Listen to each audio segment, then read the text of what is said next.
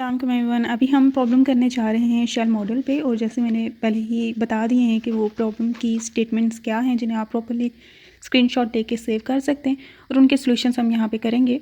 These are a total of 7 problems. तो सबसे पहला प्रॉब्लम और इसकी स्टेटमेंट हम यहाँ से देख सकते हैं कि a certain odd parity shell model state, odd parity shell model state है। ये स्टेट के बारे में, स्टेट का नेम बता रहे हैं कि वो ऑड पैरिटी की है और अकॉर्डिंग टू शेल मॉडल है, and can accommodate up to a maximum of 12 nucleons. What are its J and L values.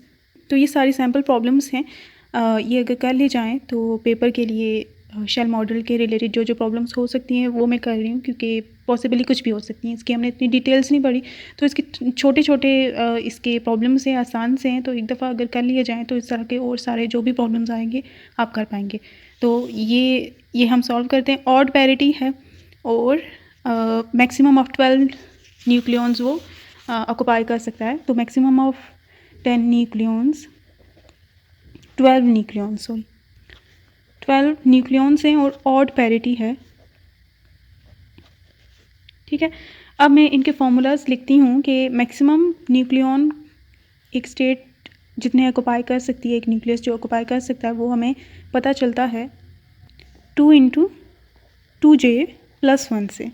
ठीक है, मैक्सिमम जो न्यूक्लियॉन एक स्टेट वो ऑक्युपाई कर सकती है, तो ये हमें यहाँ से पता चलता है। और यहाँ पे n हमें पता है विच इज़ 12, और j यहाँ से हम इजीली फाइंड आउट कर सकते हैं।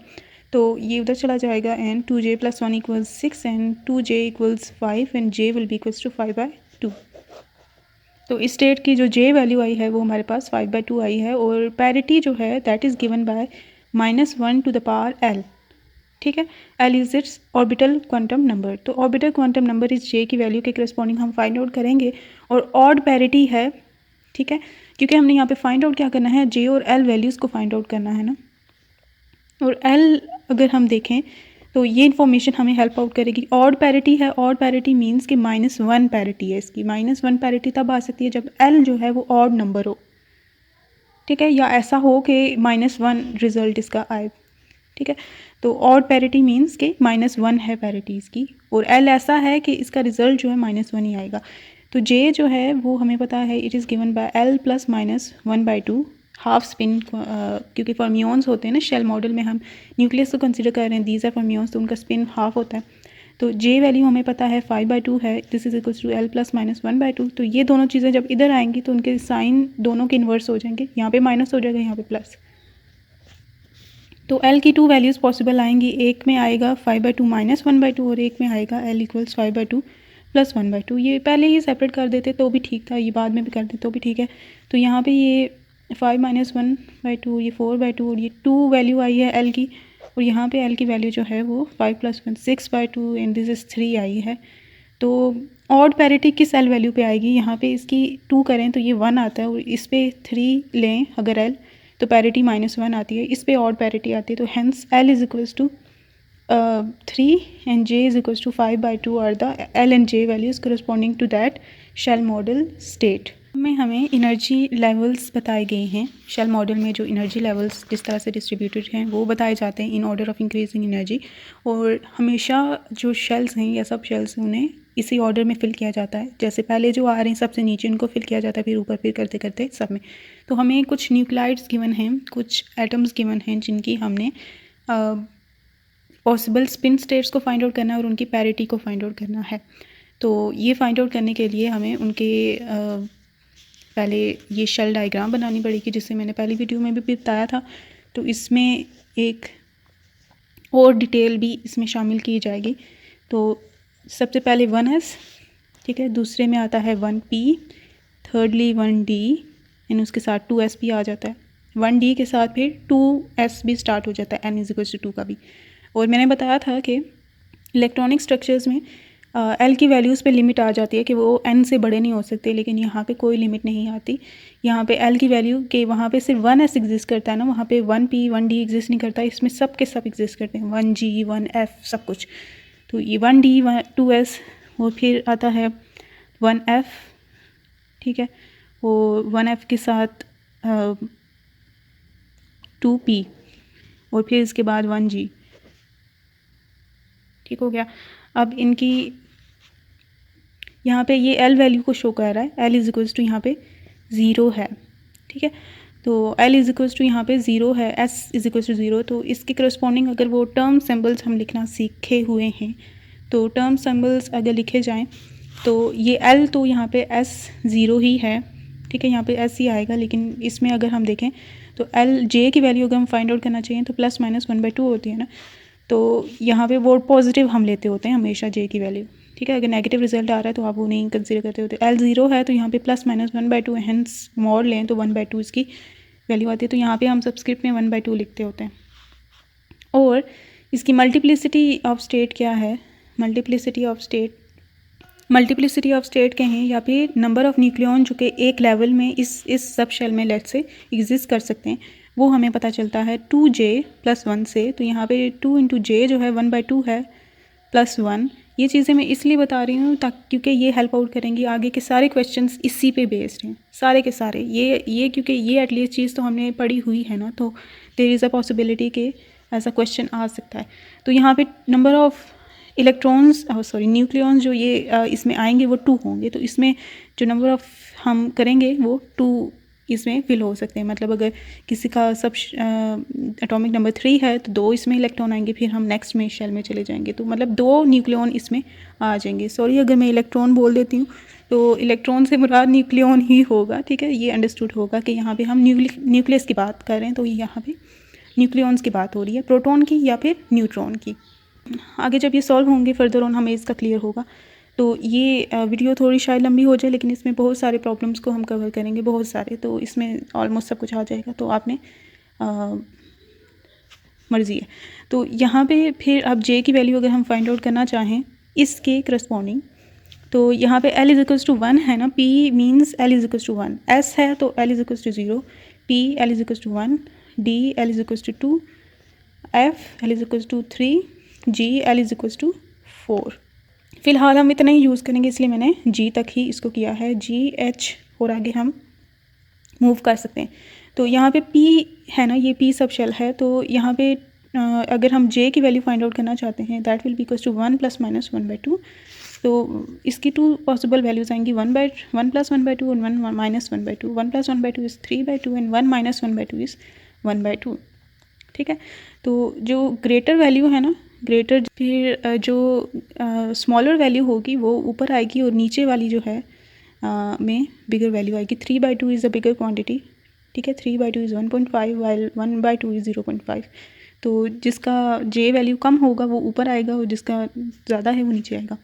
तो यहाँ पे इन पे कितने नंबर ऑफ़ इलेक्ट्रॉन्स आ सकते हैं, तो ये 1/2 है ना, तो ये जहन में निशानी के लिए डायरेक्ट करने के लिए कि यहाँ पे ये जो वैल्यू आ रही होगी ना उसमें 1 ऐड कर देना, क्योंकि 2 ये कैंसिल हो जाता है ना हमेशा। तो ये 1 + 1 इसके 2 आएंगे इलेक्ट्रॉन। यहाँ पे 3 है ना, इसके न्यूमरेटर में 3 + 1 करें तो इसके 4 इलेक्ट्रॉन्स आएंगे, तो टोटल ऑफ 6 इलेक्ट्रॉन्स। ये एक बना रहे हैं, ये एक शेल बना रहे हैं, ये एक शेल है।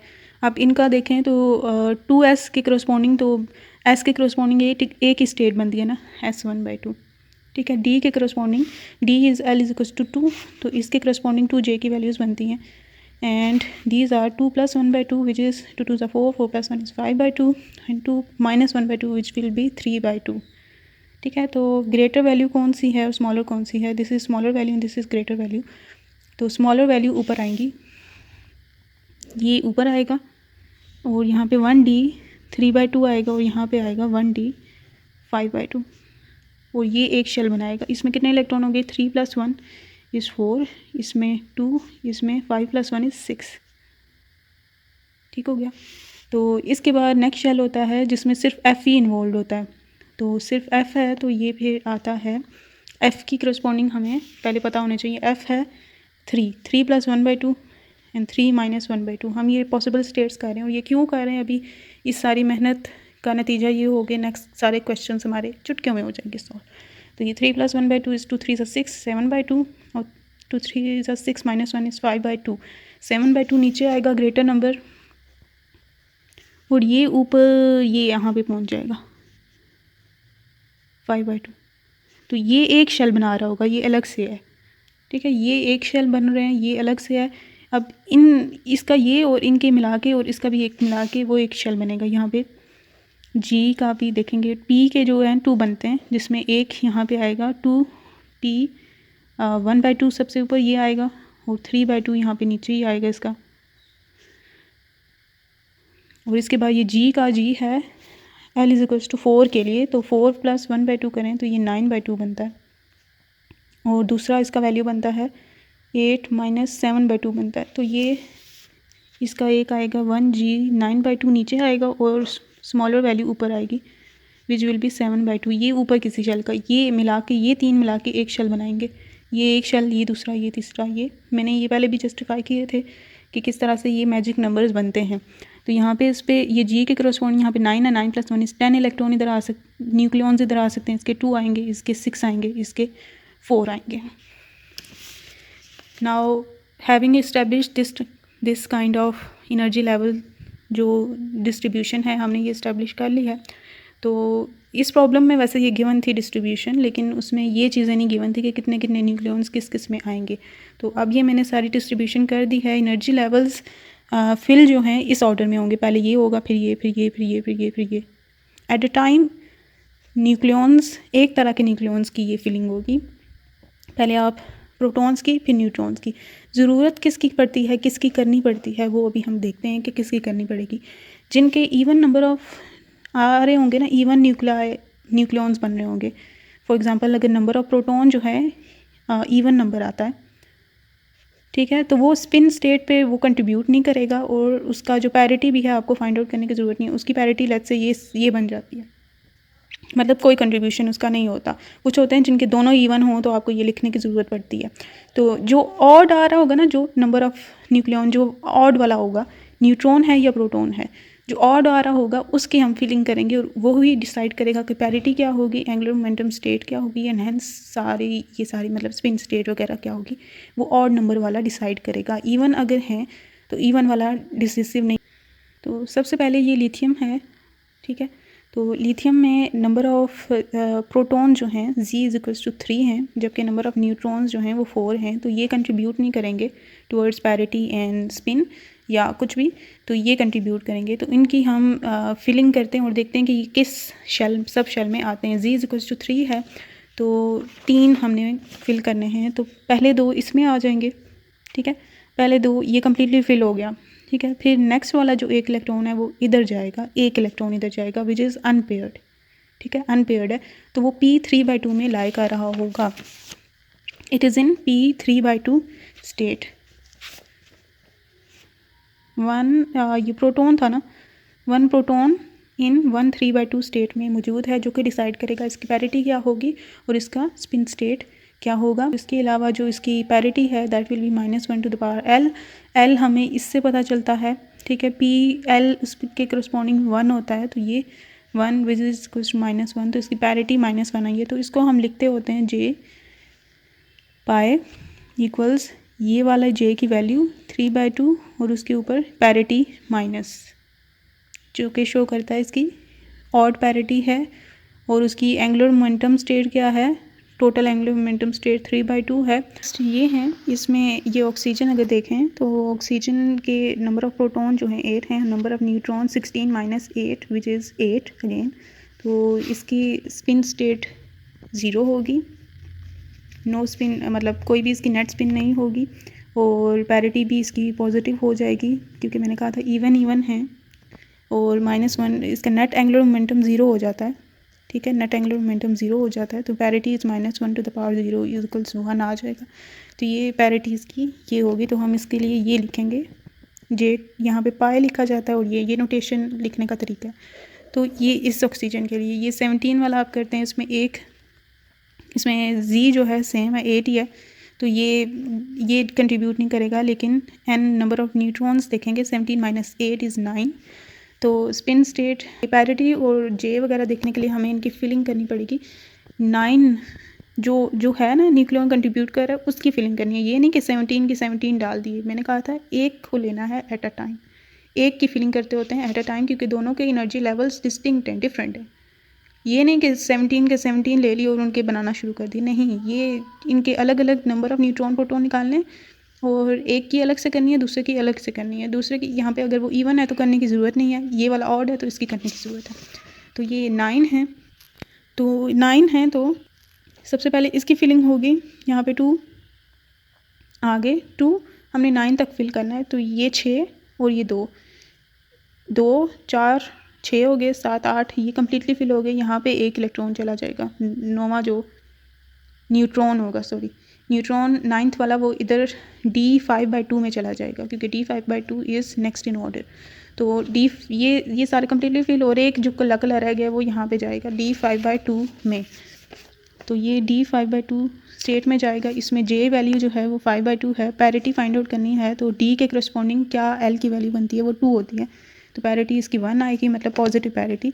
तो J पाई इक्वल्स 5/2 और उसकी पावर में प्लस लिख देना है। स्पिन स्टेट तो अब ये है पोटेशियम। पोटेशियम का Z जो है 19 है। न्यूट्रॉन नंबर अगर हम इसका देखेंगे दैट विल बी 20, यस 20, हाँ 20 बनता है। 39 - 19 करें तो Z 19 है। प्रोटॉन्स डिसाइड करेंगे, 19 तक हम इसे फिल अप करेंगे, 19 तक। तो ये 6 7 8 8 9 10, मतलब पहले यही फिल होगा, लेकिन मैं वो जल्दी करने, ये 6 2 6 8 8 और 6 14 15 16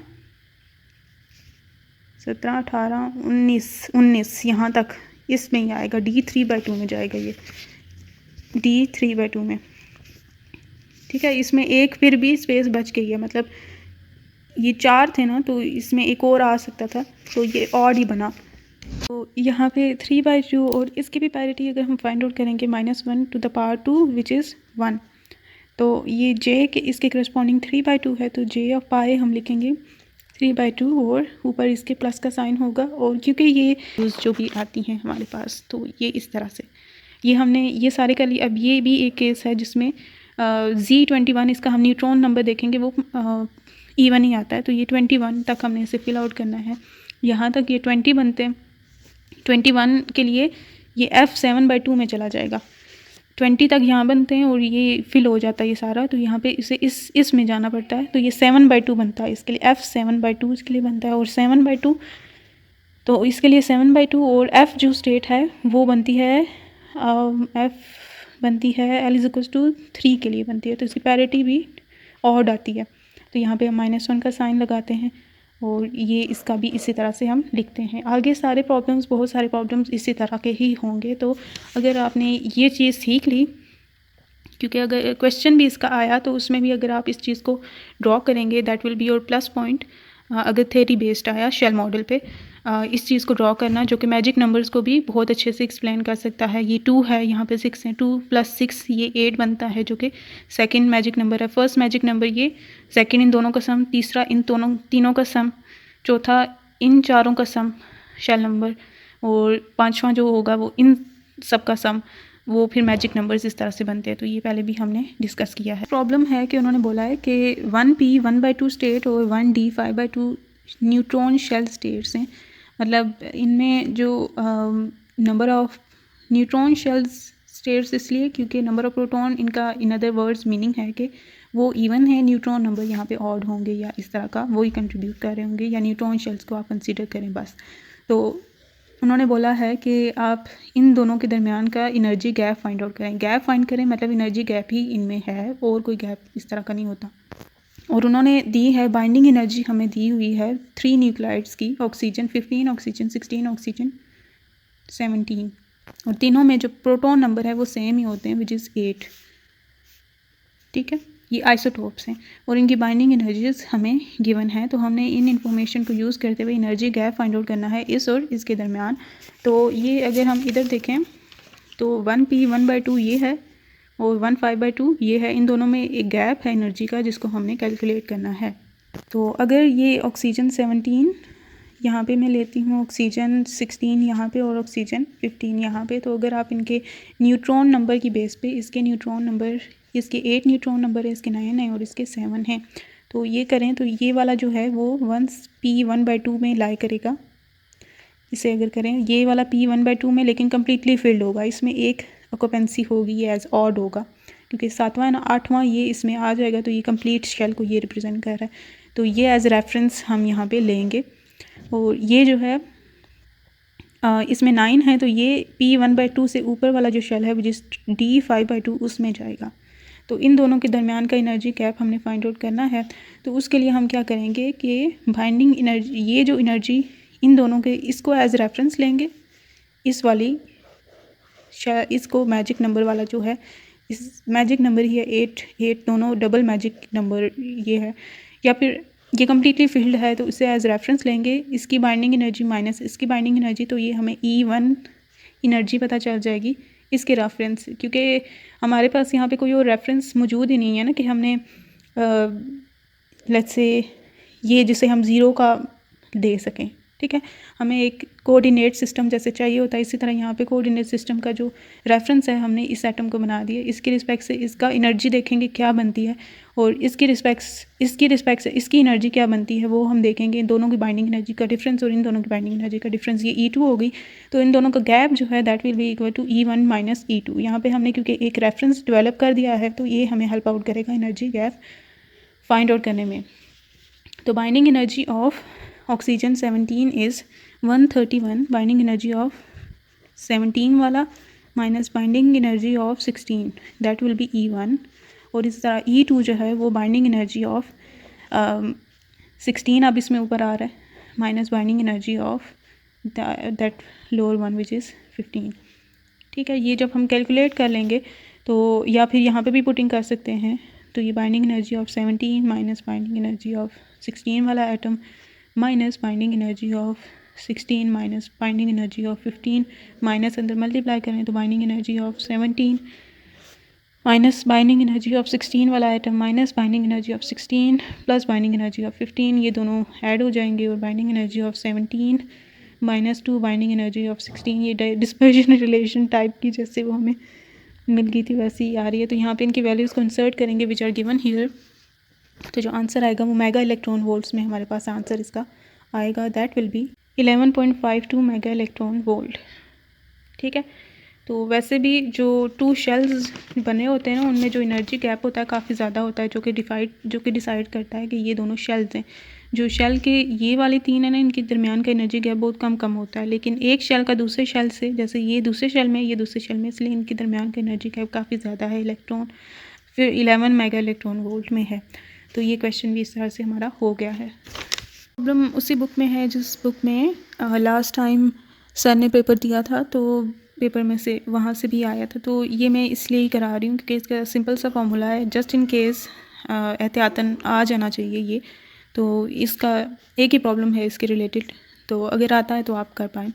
तो इसमें उन्होंने बोला है कि आप shell model quadrupole moment of bismuth 209 which is in state 9/2 minus shows the parity, ये ऑड पैरिटी है, 9/2 शोज़ द जे वैल्यू, और ये ए जो एटॉमिक नंबर है 209 है। तो इसका फॉर्मूला होता है Q equals minus into 2J minus 1 divide by 2J plus 2, और यहाँ पे average value of R square, average value of R square is 3/5 capital R square, और capital R square we know that R is equals to R not A to the power 1/3।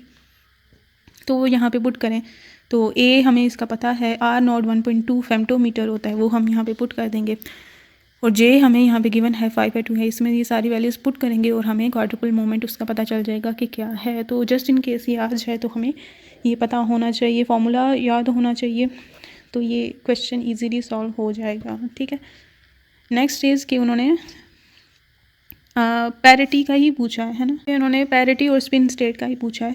तो problem is similar to what we done in problem number 2। तो यहाँ पे helium है, helium है ये 3,2, तो इसमें प्रोटॉन नंबर Z=2 है, दैट विल नॉट कंट्रीब्यूट, और न्यूट्रॉन नंबर जो है 3 - 2 विच इज़ 1 बनता है। तो ये फर्स्ट शेल में आएंगे विच इज़ दिस वन, और इसमें ये J वैल्यू जो है वो 1/2 बनती है। ठीक है, और इसका क्वाड्रुपल वो इसकी पैरिटी जो है ये S0 से L=0 को रिप्रेजेंट करता है, तो इसकी पैरिटी +1 बनती है। सो इसकी जो स्टेट बनती है वो ये बनती है और स्पिन स्टेट तो ऑब्वियसली ±1/2 ही होती है। तो ये हो गया। इसके बाद एल्यूमिनियम है 2713, उसका आपके पास ये बनता है 5/2 प्लस ये आप इसकी फिलिंग करेंगे, इसमें जी जो है वो कंट्रीब्यूट कर रहा होता है। इसी तरह और जो हैं उनके लिए भी आप कर सकते हैं बहुत इजीली। और इसके बाद जो क्वेश्चन है उन्होंने बोला है कि कार्बन 12 और उसके 3 next isotope as increasing number of atomic number, तो 12 है, 13, 14 एंड 15, इनके आप फिलिंग करें, इनकी एनर्जी लेवल फिलिंग करें और वो बनाएं। तो वो आपने इस तरह से बनाने होंगे जितने भी ये बनते हैं, ठीक है। लेट्स से अगर मैं कार्बन 15 6 इसका बनाती हूँ, तो इसके लिए नंबर ऑफ़ न्यूट्रॉन के डिफरेंट बनते हैं, नंबर ऑफ़ प्रोटॉन्स के डिफरेंट बनते हैं, ठीक है। ये दोनों के लेवल्स डिफरेंट होंगे, ये आपने जहन में रखना है, एक ही में नहीं बनाने। ये मैं बार बार कह रही हूँ। ये 15 - 6 5 होता है ना, सॉरी 9 होता है, 9 होता है, ठीक है। तो ये मैं पहले जी के बनाती हूँ, तो उसके लिए 1s 1/2 पहले आएगा, ठीक है। इसमें इसके 2 इलेक्ट्रॉन्स यहाँ 2 प्रोटॉन्स इधर आएंगे। फिर उसके बाद इलेक्ट्रॉनिक कन्फिग्रेशन को लिखा जाता है ना, वैसे ही यहाँ पे हम इनकी एनर्जी लेवल कन्फिग्रेशन को लिखेंगे। तो ये एनर्जी लेवल्स बेशक हम वैसे ना भी ड्रॉ करें तो हम इन्हें साथ साथ लिख सकते हैं, 1s 1/2, ठीक है।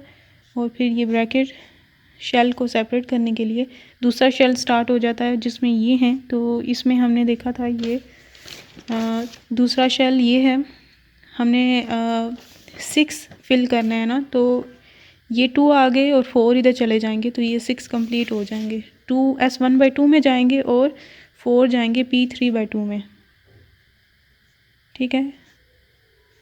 ये इसकी कन्फिग्रेशन बनती है फॉर प्रोटॉन्स। और न्यूट्रॉन्स के लिए ये मैं कार्बन 15 आइसोटोप के लिए कर रही हूँ, इन सब के लिए आपने खुद से कर लेना है जो भी बनते हैं।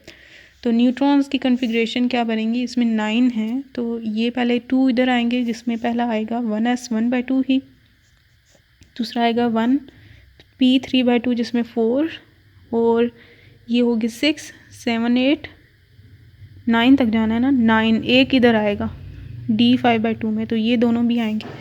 तो ये p 1/2 और फिर आएगा 1d 5/2।